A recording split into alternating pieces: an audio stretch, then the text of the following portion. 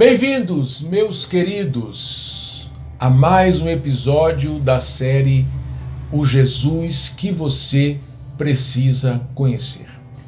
Hoje vamos estar falando do tema A Divindade de Cristo. E o texto que vamos usar para tratar deste tema, para abordar esse tema, é Colossenses capítulo 2, verso 9. Vamos ler? Nele habita corporalmente toda a plenitude da divindade. Aleluia. Meu querido e minha querida, a doutrina da divindade de Cristo é um assunto bastante disseminado nas Escrituras, tanto no Antigo como no Novo Testamento. Os seus escritores abordaram o tema com absoluta transparência, na pretensão de não deixarem margem para nenhuma hermenêutica confusa, embora exista, ok?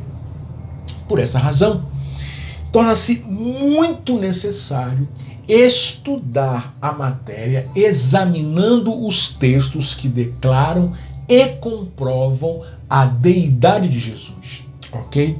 De forma a esclarecer ou estabelecer uma clareza no entendimento e desse modo crescermos na fé de maneira saudável, tá bom? Pois bem, eu quero abrir a discussão sobre este assunto em foco trazendo um importante ponto no que tange a divindade de nosso Senhor. E o ponto é o seguinte: Jesus jamais poderia ser o Salvador dos pecadores em Adão se ele não fosse Deus. Ok? Pois redimir a humanidade, toda a humanidade, não seria possível apenas por meio de um mero homem, filho de um carpinteiro, visto que todos pecaram e destituídos estão da glória divina, que os torna impotentes para autossalvação ou mesmo para redimir outro ser humano. Correto? Então Jesus, a despeito de assumir a natureza humana, ele trazia em si também a divindade, correto? Por isso que ele perdoou pecados, ok? Escute só. Então, disse a mulher: perdoados estão os teus pecados. Lucas 7, 48. Esta fala ele direcionou àquela mulher que ungiu os seus pés. E logo após dizer isso, ele falou para essa mulher que a fé dela a salvou. Vamos ver? Mas Jesus disse à mulher: a tua fé te salvou. Lucas 7, 50. A palavra salvou, nesse versículo que nós lemos, no grego é sozo, que quer dizer salvar, que representa salvar da morte física, mediante a cura, e da morte espiritual por intermédio do perdão dos pecados. Portanto, Jesus salvou a alma daquela mulher da condenação eterna. Num estado humano, ele usou o benefício da divindade, correto, para salvar a alma daquela mulher. Só ele, como Deus, pode fazer isso. E este argumento pode ser considerado o mais contundente em relação à divindade de Cristo que as Escrituras apresentam. Tá bom? Agora, eu queria ver com você o que o Antigo Testamento tem a nos dizer concernente à divindade de Cristo. Algumas referências que mostram e comprovam que Cristo era Deus. Amém? Então vamos começar? a divindade de Cristo no Antigo Testamento. Beleza? Primeiro, na desobediência do Éden. Na desobediência do Éden. Quando Adão deliberadamente e Eva enganada comeram do fruto proibido, tá? E lhes foi exposto às consequências do ato perpetrado, bem como a serpente que promoveu todo o ambiente para a queda, o Senhor disse para o animal: escute, porém inimizade entre ti e a mulher, entre a tua descendência e o seu descendente. Este te ferirá a cabeça e tu lhe ferirás o calcanhar. Gênesis 3, verso 15. Meus amados, a palavra cabeça nesse versículo é rosh. Rosh. Quer dizer o quê? O primeiro de uma sequência. Aquilo que é principal, ou supremo.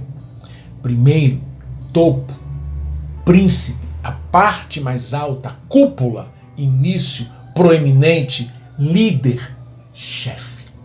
Ok? A promessa desse texto, de Gênesis 3,15 que lemos, indicou que a semente da mulher, em algum tempo da história, esmagaria a cabeça da serpente. Ok? Ou seja, o ser pensante por trás da serpente, tá? Que levou o casal à queda. E este ser é Satanás. Veja. E foi expulso o grande dragão, a antiga serpente que se chama Diabo e Satanás, o sedutor de todo o mundo. Sim, foi atirado para a terra e com ele os seus anjos. Apocalipse 12, verso 9. E a semente da mulher que haveria de ferir a cabeça da serpente é precisamente Jesus Cristo, tá? O Filho da Virgem Maria, gerado do Espírito Santo, o que comprova a sua divindade, tá bom?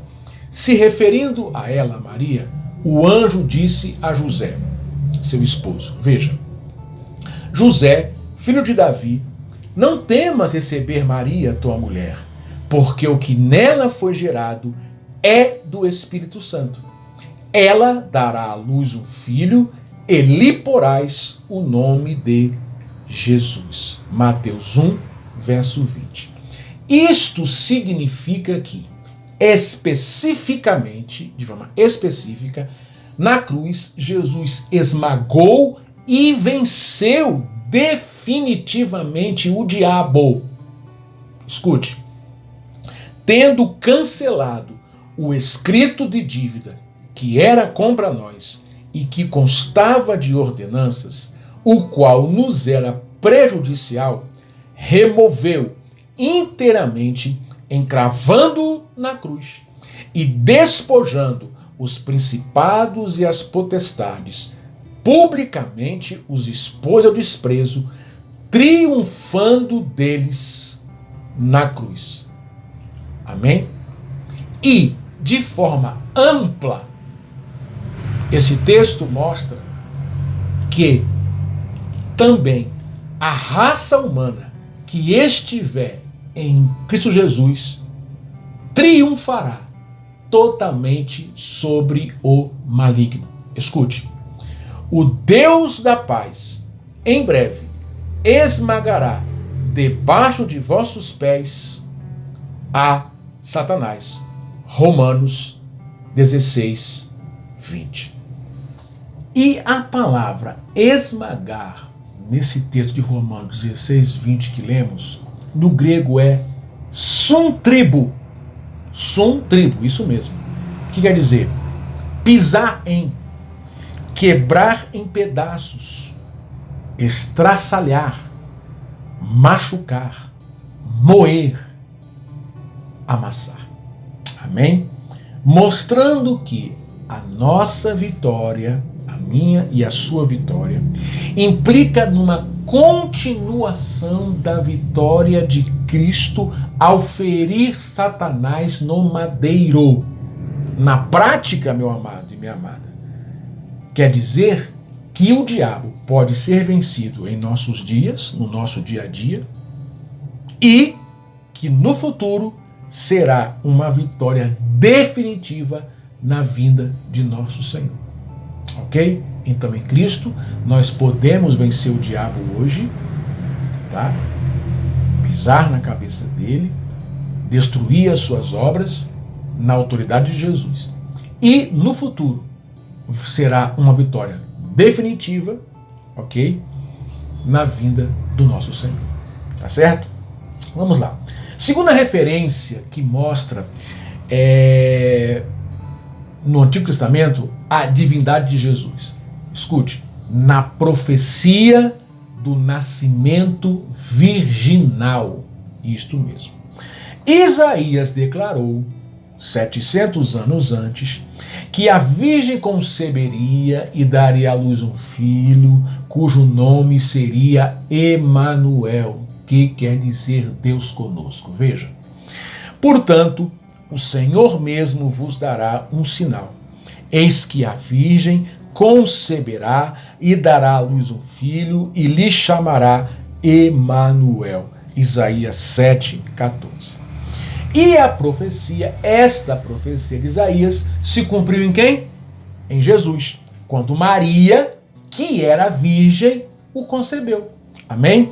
Mateus, narrando o nascimento de Cristo no seu evangelho, escreveu que aquele acontecimento, o acontecimento do nascimento de Jesus, era o cumprimento desta profecia de Emanuel, proferida pela boca de Isaías. Tá bom? Você pode conferir isso em Mateus 1, 18 a 25. Tá bom? Terceira referência no Antigo Testamento que comprova a divindade de Cristo. Na profecia da cidade em que nasceu. Na profecia da cidade em que nasceu. A profecia que apontou a localização do nascimento de Jesus foi por intermédio de Miqueias. Escute. E tu, Belém Efrata, pequena demais para figurar como grupo de milhares de Judá. De ti me sairá o que há de reinar em Israel, e cujas origens são desde a eternidade, desde a antiguidade, desde os dias da eternidade. Miqueias 5, verso 2. Esta profecia, como a do nascimento virginal, deu-se também 7 séculos antes de acontecer. E ela tem uma prerrogativa interessante, que aqui eu acho tremenda. Mostra que tanto a humanidade como a divindade do Senhor está presente nessa referência. Por quê? Porque como homem, ele nasceu em Belém. E como Deus, Cristo habitava desde a eternidade. Aleluia. Amém? Quarta referência que comprova no Antigo Testamento a divindade de Jesus. Voltando a mencionar Isaías, no capítulo 9, 6 e 7, lemos assim. Porque um menino nos nasceu, um filho se nos deu. O governo está sobre os seus ombros, e o seu nome será Maravilhoso Conselheiro, Deus Forte, Pai da Eternidade, Príncipe da Paz, para que se aumente o seu governo e tenha paz sem fim sobre o trono de Davi e sobre o seu reino, para o estabelecer e o firmar mediante o juízo e a justiça, desde agora e para sempre. O zelo do Senhor dos Exércitos fará isto. Este texto mostra, meus amados, que há um governo sobre o menino que nasceu e o filho que nos deu. Ok? O qual é Cristo, o qual é Jesus. Tá bom? que recebeu nomes dos quais somente podem ser atribuídos ao divino. E o profeta completa dizendo que o seu governo será aumentado, e quando isto acontecer, o juízo e a justiça será definitivamente estabelecido sobre o trono de Davi, bem como a paz sem fim. E, inconsequentemente, em seu reino, que será estendido sobre toda a terra.